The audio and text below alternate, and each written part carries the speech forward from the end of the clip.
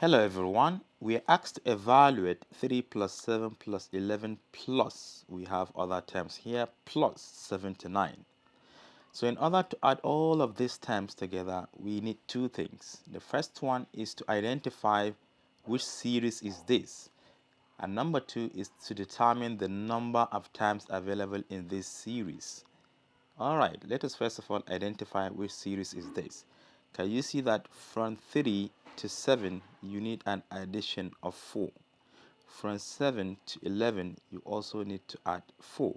So since we have a constant change, constant common difference, then we say that this is arithmetic series. If you have addition in between the terms, we say it is series, right? If there is comma, we say it is a sequence.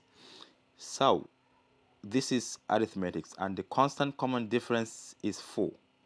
And A is always the first term, remember.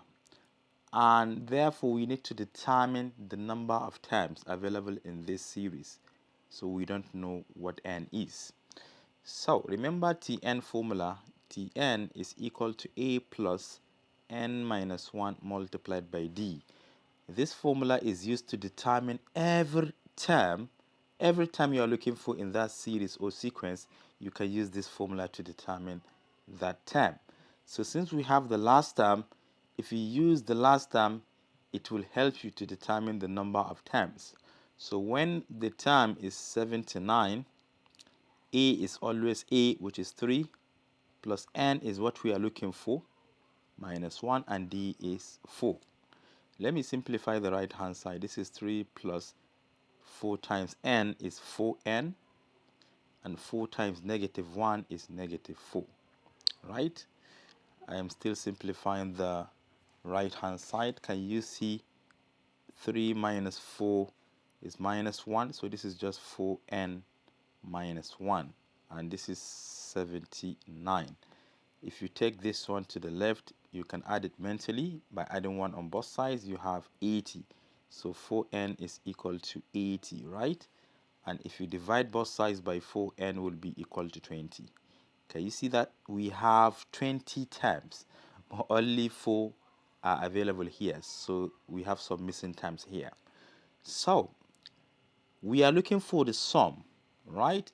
And therefore we are going to use this formula as n is equal to n divided by 2 for arithmetics times a plus l.